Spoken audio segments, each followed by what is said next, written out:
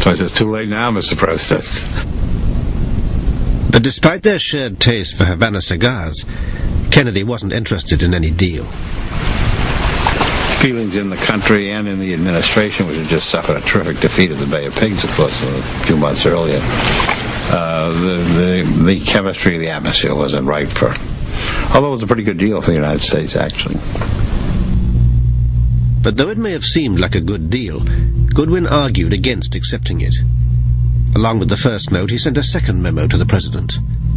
It argued not just for a tightening of the trade blockade, but also for military pressure.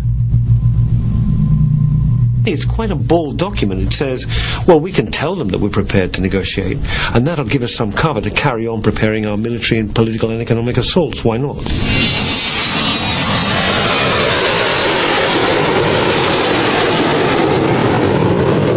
Following their rejection of Guevara's peace offer, the United States began to tighten the screws on Cuba. Naval maneuvers were stepped up. Troops poured into American military bases in the region. Cuba was under siege. Castro turned to the Soviet Union for help. Khrushchev gave the go-ahead to build nuclear bases on Cuba, just 150 miles from the American coast. The tiny island had become the focus of a major superpower confrontation.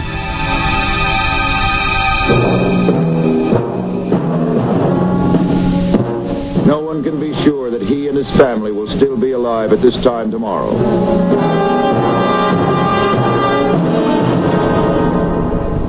October 1962. After 4 days on the nuclear precipice, Khrushchev backed down. But had the Americans been prepared to listen to Guevara's peace offer made a year earlier, the crisis might have been avoided. I think there's no question but that the Americans took us to the brink. I mean, they interpreted the offer as weakness. That's quite clear. And there's no doubt that that Cuban Missile Crisis was probably the most perilous nuclear crisis there's ever been. And there's no doubt that the Soviet Union would not have put its missiles, or attempted to put its missiles, into Cuba if there'd been already an understanding between Havana and Washington. If the Americans had taken it seriously, if they had reopened negotiations with the Cubans, then undoubtedly things would have been different. But it's a tremendously big if. At the height of the crisis, Castro had declared that all Cubans were ready to die in defense of their island. But at the last moment, the Soviet Union showed that it was not prepared to go to war for Cuba.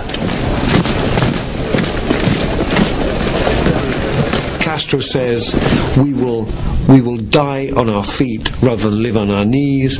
We will not yield to American threats. We will defend our island to the last person. And Khrushchev says, well, you might, but we're taking the missiles away, and they removed them. Guevara was astonished by what he saw as Moscow's cowardice. In a secret meeting with Soviet officials, he gave vent to his bitterness. It's as if you recognize the right of the USA to violate international law. You offended our feelings by not consulting us. But the main danger is the weakness of Soviet policy. Now, for the first time, a disagreement emerged between Castro and Guevara. In the years that followed the crisis, Castro would adopt a pragmatic approach. The Russians weren't the perfect partners in revolution, but they were the best Cuba had. There was no choice but to learn to live with them. But Guevara would never forget the way in which Cuba had been betrayed.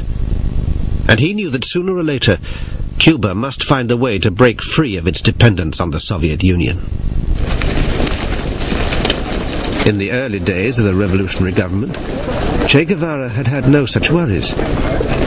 In late '59, Castro had appointed him Minister for Industry and as head of the National Bank. Success in these roles was crucial. If the revolution was to take hold in Cuba, it was vital that the economy succeed. But only months before, he had emerged from the hills as a guerrilla fighter. His background in jungle warfare had done little to prepare him for government.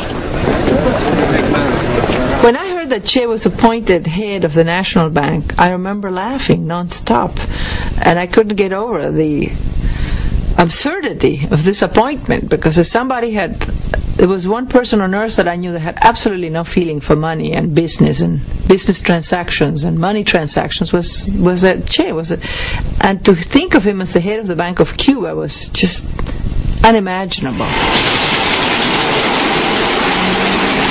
The new minister was anxious to maintain his image as a working-class hero. Pictures of the proletarian minister were circulated around the country. The message was that, along with Che Guevara, Cuba's workers would make the sacrifices necessary to build a socialist utopia. It was symbolic. Most Cubans could expect very few rewards in the short term, but the sacrifices they were making in the immediate would be for the good of the whole society in the longer term. And the emphasis on that idea of a kind of noble sacrifice was important in all of Guevara's statements, and therefore in going out into the fields and into the factories he was showing himself to be willing to make the same sacrifices as everyone else.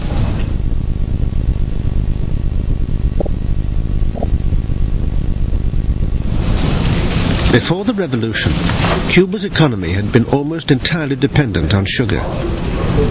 Now Guevara dreamed of a great leap forward into the industrial age. He ordered a massive shift of investment away from farming and into industry. But it was a wildly ambitious plan. Kennedy's trade blockade was crippling the Cuban economy. All the machinery in Cuba, the cars, the buses, the sugar refining equipment, were all American. If you cut it off, you cut off not only sales of sugar, but also access to spare parts, to machinery, as well as everything else upon which the Cuban economy depended. So it was devastating. Guevara knew that Cuba must find new sources of investment and technical know-how. In 1960, he traveled to Moscow to ask the Soviets for economic aid. At first, he was impressed with what he heard. He's sitting with these guys who just sent the Sputnik up to space, who have the missiles, who have the bomb, who are in the middle of a Cold War with the other empire and holding their own, or maybe apparently even winning. Why doubt the things they say? They say they can build 350 factories in Cuba in a year. Must be true. Russian equipment now floods the island. But it soon became apparent that the backward Soviet economy was not going to give Cuba the kickstart it needed. There is the disillusionment with the aid, with the support, that it simply is not up to the level that he and the Cubans expected. It's not up to the level in terms of delivery, it's not up to the level in terms of quality, in terms of efficiency, in terms of the market. I mean, they can't hack it, the Soviets. But behind the scenes, the Soviets were skeptical about Guevara's grandiose plan for an industrialized Cuba. I remember one time I had dinner with a Russian ambassador, and he had been in the Ministry of Finance in the Soviet Union when Guevara came over to negotiate some agreements with him. And he said, "Can you believe this fellow? He wanted to have an automobile factory, an aluminum plant, everything." We said, "Grow sugar. That's the best thing for you." But Guevara stubbornly persisted with his drive to industrialize. In the first years of the new government, thousands of workers were redirected from the sugar fields into gleaming new factories. But for much of the time, the new Soviet-supported industries were so badly equipped, they were unable to operate. The disruption was so severe that despite heavy investment, industrial output fell dramatically. Agriculture, too, was devastated. Sugar production dropped far below even the worst years under Batista, and Cubans now queued in the streets to buy fruit that had once simply fallen from trees. Guevara's economic policies had failed. We made blunders, and possibly I am responsible. I used to talk a lot about social transformation, and then I was given the task of supervising that transformation. Honestly, I feel I'm not fit to be doing what I am doing, and I'm looking for somewhere else to go. There were other problems as well. Guevara cherished his image as a romantic revolutionary, but as head of a national bank, it had become difficult to sustain. There was a very quixotic aspect of Ernesto, and I think he despised money. He despised business. He wanted a world free of money. He was a utopian. And I'm sure that when he became an